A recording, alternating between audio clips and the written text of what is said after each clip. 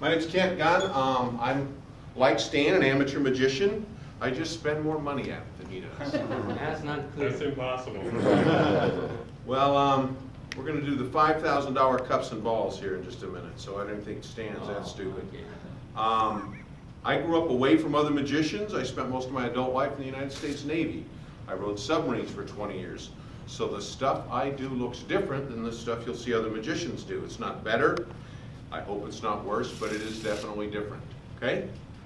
I'm trying to get ready for a show, and you people are pretty much the guinea pigs, so if you could avoid making the guinea pig noise, I'd appreciate it. Weed always throws me off.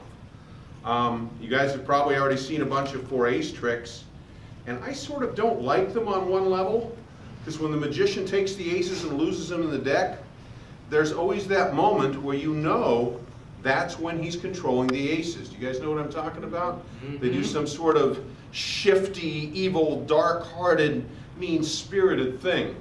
I put the aces out there away from where my evil fingers can gather them up, and I think that looks pretty darn fair. Let's take a look here. They really are in different parts of the deck, right? Mm-hmm. Okay. Now I might be able to cut to one of them. Ooh, I wasn't supposed to, but here, we'll get rid of him. Maybe I put them in some sort of special locations where I can find them later. I wish I had, because it would have made this trick significantly simpler. But the other thing I didn't like is magicians, they find the aces. Come on, they're your cards. You're the magician, of course you're going to find the aces. I want to shuffle this way too, because sometimes magicians think that other kind of shuffle has something to do with a trick, and it doesn't. Ooh, you're not a magician, are you? You look intelligent, so that's my Also neither or. Okay. I'm going to go through here, and when you feel the urge or inclination, I'm going to have you say stop.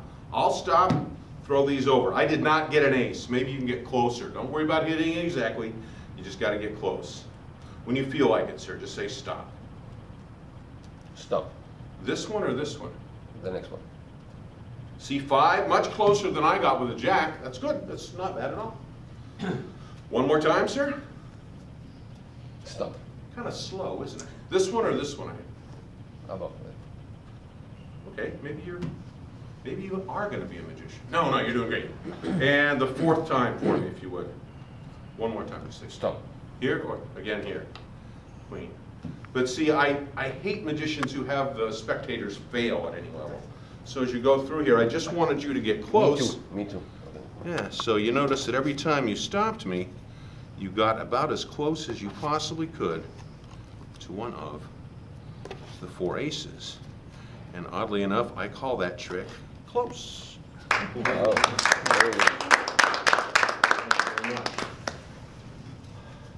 and the next trick I'm going to do is not a 4-ace trick, and that's, you magicians, do you think that would work in the castle venue, or is it too simple, do you think? I think that'll work. Yeah. All right, yeah. Works for you? And then I'm going to do one more.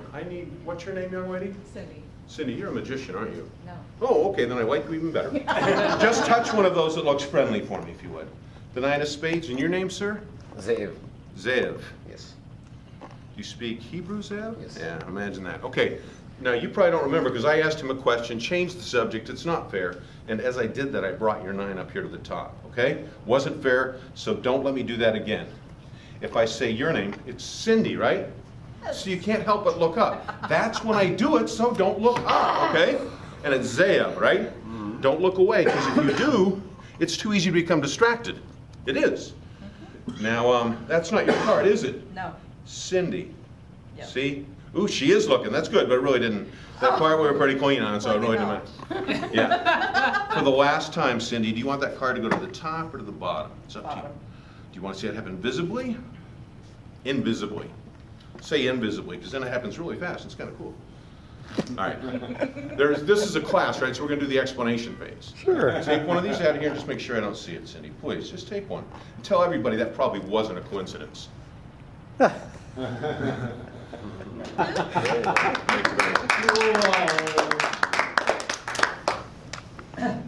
doing that trick for a while. And I really don't know what I'm going to do, except I know I'm going to end with this trick. How many people here have actually seen the cups and balls before? Okay. Not the $9,000 ones. And I kind of made some of that up. I'd like you guys to take a look at these, you non-magician types, and they're just, I'd call it a zarf. Anybody know what a zarf is? It's an ornamental cup, and they're zarfs. There aren't holes, it doesn't pop open, and I wish they did. It'd make this whole trick a lot easier. But they're just, other than the fact that they're made out of sterling silver, which is kind of stupid, just cups.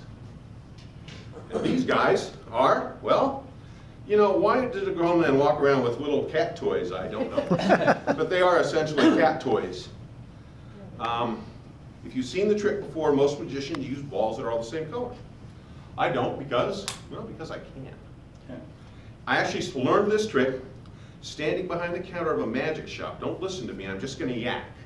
I want one person in here, and hopefully as many as possible, to remember only one thing. Where is the white ball?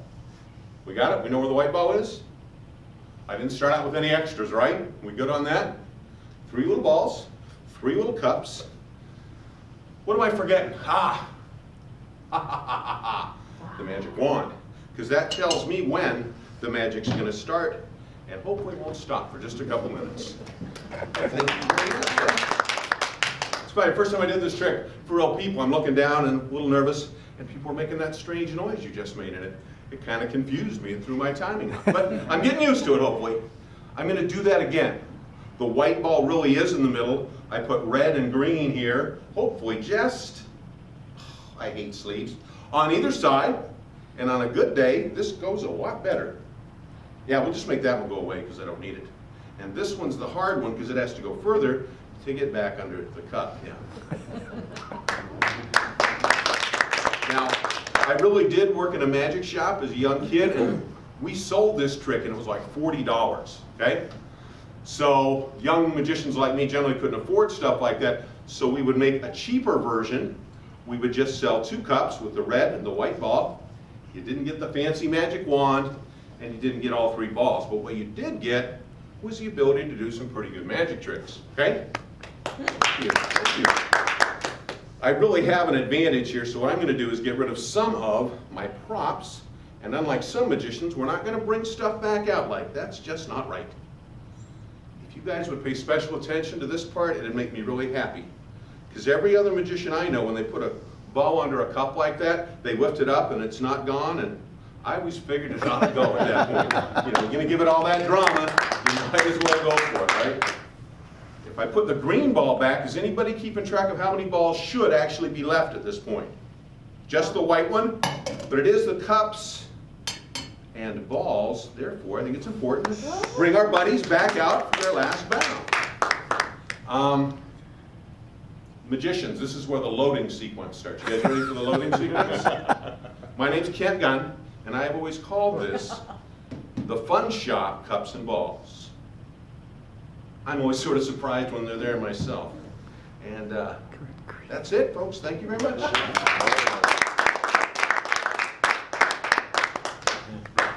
We teach that a little differently, don't we? Thank you very much.